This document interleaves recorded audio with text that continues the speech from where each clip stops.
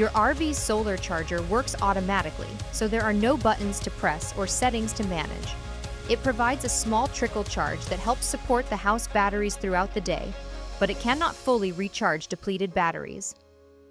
Performance will vary depending on sunlight, cloud cover, shade, the time of year, and where the RV is parked.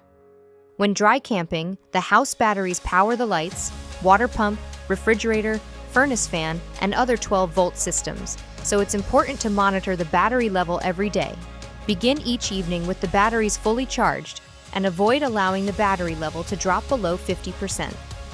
To recharge, run the generator for approximately 3 to 5 hours, or idle the engine for approximately 2 to 3 hours.